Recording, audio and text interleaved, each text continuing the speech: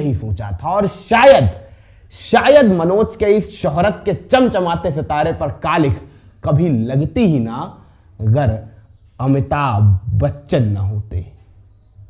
सवाल आ रहा होगा कैसे? आइए मिलवाते हैं आपको वक्त की संदूक में बंद मनोज तिवारी की उन यादों से जिनसे मिलने का आपने पहले कभी ख्वाब में भी ना सोचा होगा।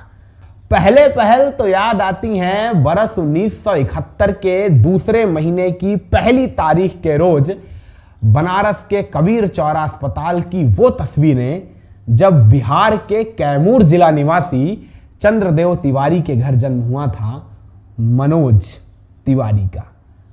फिर याद करें तो याद आती हैं मनोज की वो दूसरी तस्वीरें जब मनोज 3-4 बरस के थे और पिता चंद्रदेव तिवारी जो गांव में किसानी के साथ साथ शास्त्रीय संगीत का रियाज भी कराया करते थे, वो अपने 3-4 बरस के नन्हे से मनोज को सरस्वती वंदना सिखाते थे।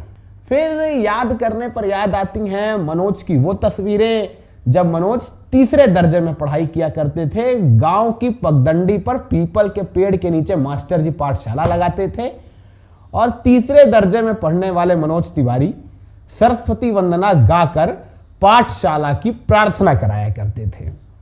फिर याद करें तो याद आता है वो मनोज तिवारी जो अब बिहार के कैमूर जिले के अपने गांव में पढ़ाई नहीं करता था बल्कि 6ठी-7वीं आते आते बगल के डालमिया नगर के विद्यालय में पढ़ाई करने लगा था, जो आस पड़ोस के इलाके में जाना माना विद्यालय माना जाता था। फिर याद करें तो याद आता है 10वीं पास करने वाला वो मनोज जो अब बड़े शहर में पढ़ने के ख्वाब देखने लगा था और पड़ोस का सबसे बड़ा शहर तो काशी था। तो फिर याद करने पर याद आती है 11वीं में पढ़ने वाले मनोज की वो संघर्ष भरी तस्वीरें जो शायद गांव से शहर में पढ़ने आए हर निम्न आय वर्ग के परिवार के बच्चे के लिए उसकी जिंदगी का एक आम सा सफरनामा होती हैं, मगर आज शोहरत की बुलंदी पर बैठे मनोज तिवारी को देख शायद ही कोई इल्हाम कर सकता है कि मनोज हर सुबह 5 किलोमीटर जाना और 5 किलोमीटर आना यानी कुल 10 किलोमीटर का पैदल सफर कर बनारस के घाटों की पतली गलियों से होते हुए आदर्श सेवा विद्यालय पढ़ाई करने जाया करते थे, और वो भी उन हालातों में जब उन्हें सुबह आश्रम भर का खाना बनाना होता था और शाम को लौटकर भी आश्रम भर के लिए रोटियां सेकनी होती थी, क्योंकि उसी के बदले उन्हें रोटियां मिला करती थीं। फिर याद करने पर याद आता है इन तमाम व्यस्तताओं के बावजूद वो मनोज जो हर शाम बनारस के 80 घाट पर शीतला माता मंदिर में भजन गाया करता था। फिर याद करें तो याद आता है वो मनोज जो 12वीं पास करने के बाद केंद्रीय विश्वविद्यालय यानी बनारस हिंदू विश्वविद्यालय में दाखिले के लिए परेशान था, कमर तोड़ मेहनत करता था, मगर फिर भी वैसे नतीजे नहीं लग रहे थे कि आएंगे। मगर इसे शीतला मां की कृपा कहें या संयोग कि मनोज के कम आत्मविश्वास होने के बावजूद मनोज ने बनारस हिंदू विश्वविद्यालय के उस दाखिले की परीक्षा में अच्छा खासा स्कोर प्राप्त किया, जिसके चलते मनोज को बनारस हिंदू विश्वविद्यालय में दाखिला मिल गया। फिर याद करने पर याद आता है वो मनोज तिवारी जो बनारस हिंदू विश्वविद्यालय में हॉस्टल के एक अदद कमरे के लिए संघर्ष करता हुआ नजर आ रहा था, क्योंकि कमरे थे नहीं और जो कमरे थे वो ज्यादा पैसे वाले लड़कों ने बुक करा लिए थे। तो मजबूरन मनोज बनारस हिंदू विश्वविद्यालय के एक हॉस्टल के मेस को अपना कमरा बना लेते हैं, जहां जब तक खाना बनता है तब तक वो मनोज का कमरा नहीं रहता है, और खाना बनने के बाद मनोज उसी कमरे में किसी तरह चटाई बिछाकर छोटी सी फोल्डिंग बिछा के अपना गुजर बसर करते रहते हैं। फिर याद करने पर याद आता है वो मनोज तिवारी जिसके बारे में तो आप कल्पना भी नहीं कर सकते हैं। वैसे मनोज तिवारी के बारे में आपने कभी नहीं सोचा होगा। कभी सोचा है कि मनोज तिवारी टैक्सी स्टैंड पर खड़े होकर जीप में सवारी भरवा रहे हैं और सवारी भरकर जीप को बनारस के इर्द गिर्द के छोटे कस्बों तक चक्कर कटवा रहे हैं। मगर मनोज ने बनारस हिंदू विश्वविद्यालय में पढ़ाई के दौरान ये काम भी किया है, क्योंकि घर वालों से कब तक पैसे लेते और घर वालों के पास भी पैसे नहीं थे, तो पैसे के लिए कहेंगे तो अम्मा को अनाज बेचना पड़ेगा, बाबू को कर्जा उधार लेना पड़ेगा। इन्हीं बातों से परेशान हो मनोज ने यह तय कर लिया था कि अब वो घर से पैसे नहीं लेंगे, तो पैसे आएंगे कहां से। तो इसके लिए मनोज ने ये छोटे छोटे उपाय कर रखे थे कि शनिवार और रविवार के रोज जीप चला लिया करेंगे, महीने में 2-4 बनारस के लोकल टूर्नामेंट में क्रिकेट खेल लिया करेंगे। चूंकि मनोज बचपन से बहुत बेहतरीन क्रिकेट खेला करते थे, तो अगर बनारस के कुछ स्थानीय टूर्नामेंट में हिस्सा लेने के बाद मनोज को 100-150 रुपए की कमाई हो जाया करती है, तो गलत ही क्या है। तो इसी तरह मनोज महीने के 600-700 रुपए कमा लिया करते थे। 400 या 500 रुपए के तो मासिक खर्चे ही थे, जिसमें मकान का किराया, खाना पीना हुआ करता था। बाकी के 200-300 रुपए बचते थे, जिसमें मनोज प्रतियोगी परीक्षाओं की किताबें खरीदना, कुछ जरूरत के सामान खरीदना, नाश्ता वगैरह करना चला लिया करते थे। मगर यह सब इतना आसान तो नहीं था। मनोज ने अपयश का बड़ा दौर देखा है, जब घर परिवार, नाते, रिश्तेदार हर किसी ने मनोज से पल्ला झाड़ लिया। चूंकि प्रतियोगी परीक्षाओं में मनोज को सफलता मिल नहीं रही थी, लगातार छात्र जीवन गुजरता चला जा रहा था। भलभी से मनोज घर से खर्चे नहीं ले रहे थे, मगर फिर भी घर का दबाव लगातार मनोज पर बढ़ रहा था कि जल्द से जल्द मनोज कोई नौकरी करे, किसी तरह से पैसे कमाए, इतने पैसे जो एक समूचा जीवन चलाने के लिए काफी हो। और इसकी दूर दूर तक कोई संभावना मनोज को तो नजर नहीं आ रही थी। यह मनोज की जिंदगी का वो दौर था जिसे याद कर आज भी मनोज फफक पड़ते हैं। बहुत तनाव में रहा करते थे मनोज, और उन तनाव भरे क्षणों में मनोज के लिए सुकून का बस एक सहारा होता था, शाम को होने वाला शीतला माता मंदिर का वो कीर्तन, जहां मनोज अपने संगीत का रियाज भी किया करते थे, मां से प्रार्थना भी किया करते थे, और इसी तरह भजन में तन्मय हो अपने दिन भर का तनाव भुला दिया करते थे। मगर मनोज को कहां इल्हाम था कि मंदिर की जिस चौखट को वो दिन भर का तनाव दूर करने का जरिया वह समझ रहे हैं, मंदिर की वही चौखट मनोज की जिंदगी से तनाव का नामो निशान मिटा देने वाली है। एक शाम याद आती है मुझे, जब मनोज तिवारी शाम के वक्त दिन भर का तनाव भुला देने के लिए शीतला माता के उसी मंदिर में मां की मूरत के सामने भजन गा रहे थे। भजन गाते गाते मां की प्रार्थना में कुछ इस कदर तल्लीन हुए कि मां के समक्ष शीश नवाते नवाते कब इतनी जोर से माथा जमीन से टकरा गया कि माथे से खून बहने लगा। ये मनोज को ना महसूस हुआ ना इल्हाम हुआ, मगर वहां सामने बैठे हुए सैकड़ों दर्शकों ने मनोज के माथे से बहता हुआ वो लहू देखा था, और उसके बावजूद मनोज के सुरों में एक क्षण मुर्की भर की भी लहरन नहीं महसूस की थी। और सामने बैठे उन दर्शकों में काशी आरती महासभा की प्रबंध समिति के कुछ सदस्य भी विराजमान थे, जिन्होंने मनोज को इतना भावपूर्ण भजन गाते देख मनोज से प्रभावित होकर उसी शाम मनोज को अगले रोज से काशी की गंगा की महाआरती में भजन और श्लोक गाने के लिए आमंत्रित किया। और इसके बाद से प्रतिदिन काशी के घाट पर होने वाली गंगा की महाआरती में मनोज अपने सुरों से गंगा की आरती उतारने लगे थे। और काशी की तो ये पुरानी कहावत है कि गंगा मैया की उतारी गई आरती जिंदगी की नजर उतार के रख देती है।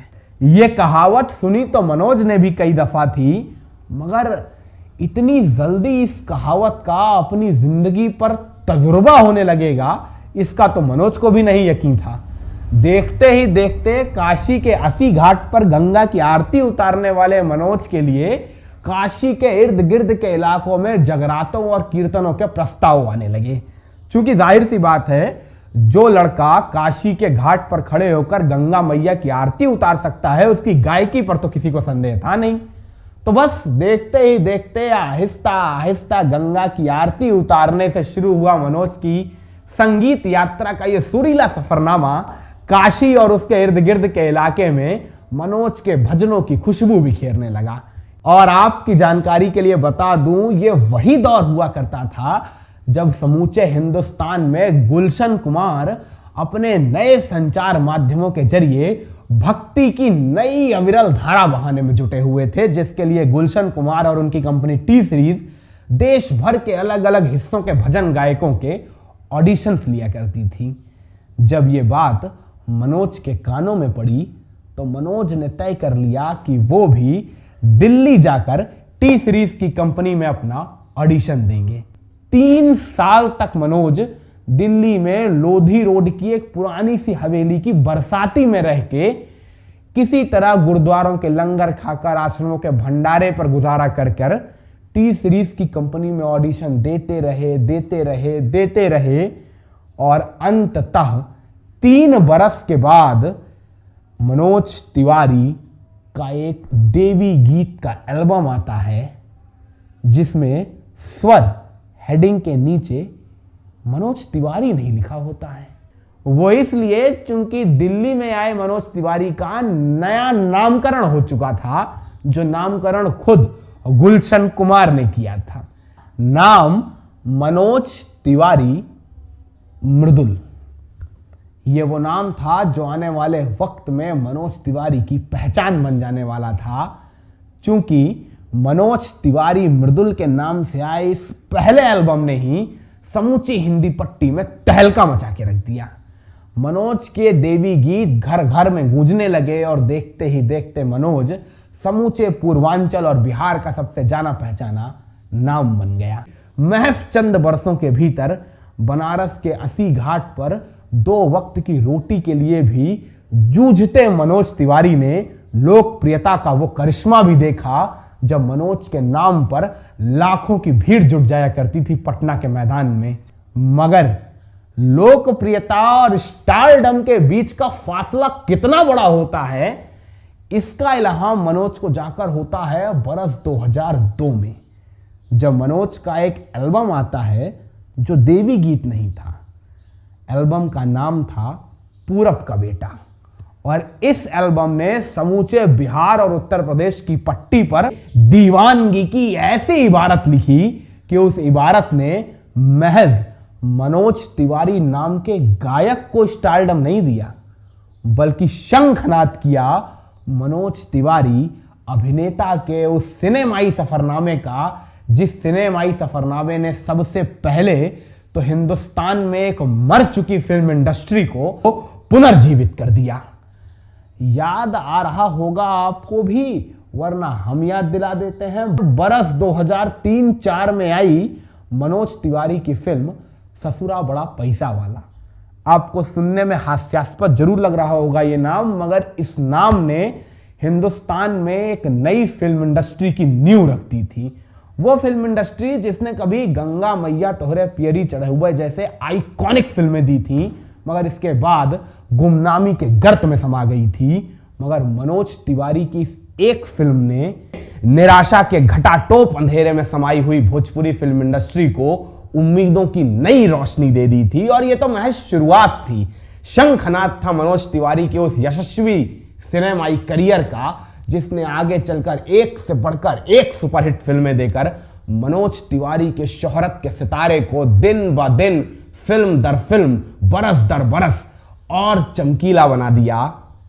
मगर शायद मनोज तिवारी ने भी कभी सपने में नहीं सोचा होगा कि उनके इस चमचमाते सितारे पर कालिख उस वक्त लगेगी जब किसी ने सपने में भी नहीं सोचा था। और शायद मनोज के इस शोहरत के चमचमाते सितारे पर कालिख कभी लगती ही ना, अगर अमिताभ बच्चन न होते।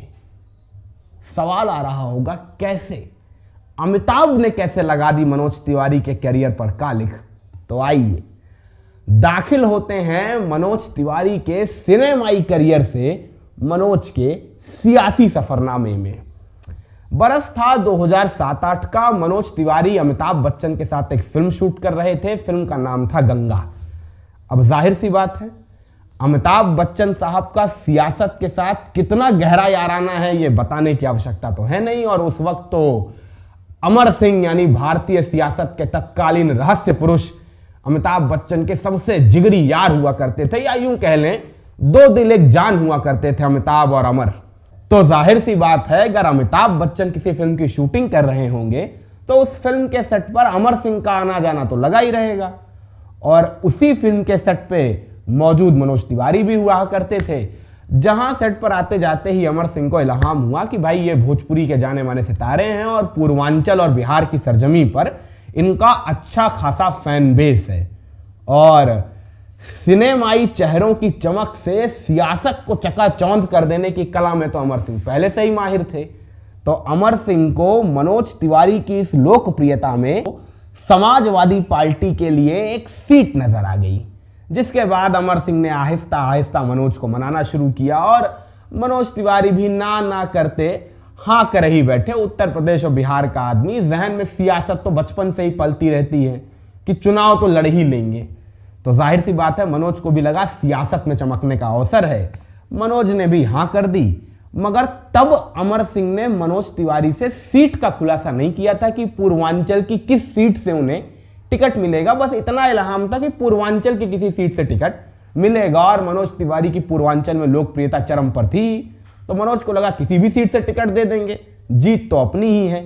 यही भरोसा अमर सिंह को भी था और इसी भरोसे की बिना पे अमर सिंह ने मनोज तिवारी की लोकप्रियता के बाण के सहारे योगी आदित्यनाथ के गढ़ को फतह करने का मन बना लिया और 2009 के लोकसभा चुनाव के ऐन पहले मनोज तिवारी को गोरखपुर की लोकसभा सीट से समाजवादी पार्टी के बिल्ले पर टिकट दे दिया। मनोज ने वो चुनाव पूरी जीवटता से लड़ा, सड़कों की खाक छानी, गली मोहल्लों चौक चौराहों पर लोगों के किवाड़ खटकाए, अपने लिए वोट मांगे, मगर हुआ वही जो होना था। बरस 2009 के लोकसभा चुनाव के नतीजे आए और यह मुकाबला मनोज तिवारी वर्सेस योगी आदित्यनाथ का भी ना बन पाया, क्योंकि मनोज तिवारी नंबर 2 भी नहीं आए थे, चुनाव में नंबर 3 की हैसियत पे थे। उनसे ज्यादा वोट तो हरिशंकर तिवारी के घर की ओर से लड़ने वाले विजय शंकर तिवारी को मिल गए थे और योगी आदित्यनाथ को तो भारी मतों से विजयश्री हासिल ही हुई थी। तो कुछ इस तरह बड़े बेआबरू होके निकले थे सियासत के कूचे से मनोज। और जब भी कोई सिनेमाई कलाकार सियासी कूचे से इस कदर निकलता है तो बाहर आकर वही कहता है जो मनोज तिवारी ने तब कहा था कि भाई हम कलाकार आदमी हैं, सियासत से हमारा कोई लेना देना नहीं है, सियासत हमारे बस की नहीं है, अब तो हम बस अपनी कला पे ध्यान देंगे। और मनोज तिवारी भी यही कह के पूरी तरह से वापस से अपनी कला में आ गए, वापस से भोजपुरी की फिल्में करने लगे। वो फिल्में हिट भी होने लगी, मनोज तिवारी के गाने भी आने लगे, वापस से हिट होने लगे। फिर वो बरस 2011 में गैंग्स ऑफ वसेपुर में जिया हो बिहार के लाला ने तो मनोज तिवारी को राष्ट्रीय स्तर पे ख्याति दिलाई। फिर बरस 2012-13 आते आते आहिस्ता आहिस्ता मिड डे जैसे अखबारों की तरफ से दोबारा ये खबरें दी जाने लगी कि मनोज तिवारी आहिस्ता आहिस्ता भारतीय जनता पार्टी के गुट की ओर खिंचे खिंचे से नजर आ रहे हैं। हालांकि तत्कालीन समय में तो मनोज तिवारी ने तत्काल मना किया कि ना जी ना, सियासत से हमारा कोई लेना देना नहीं है, भाजपा में शामिल होने का तो सवाल ही नहीं है।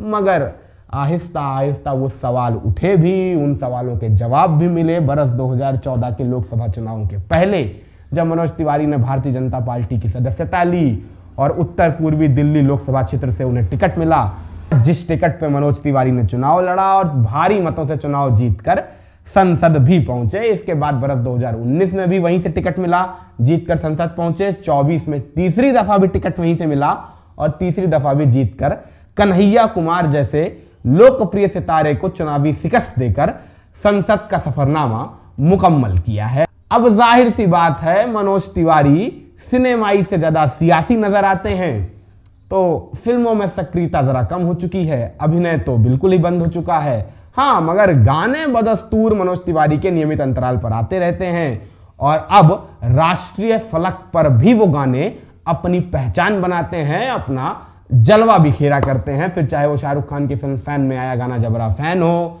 या फिर अभी पंचायत 3 में रिलीज हुआ गाना पहले सीएम बनिबा, जो गाना वर्ल्ड में नंबर 1 ट्रेंड किया था, या फिर बाघ का करेजा जैसे गाने जिन्होंने मनोज तिवारी की एक अलहदा तस्वीर बचाए रखी है एक सियासतदार के अतिरिक्त। तो यही थी मनोज तिवारी की वो कहानी जो हमें आपको थी सुनानी, सो हमने सुना दी।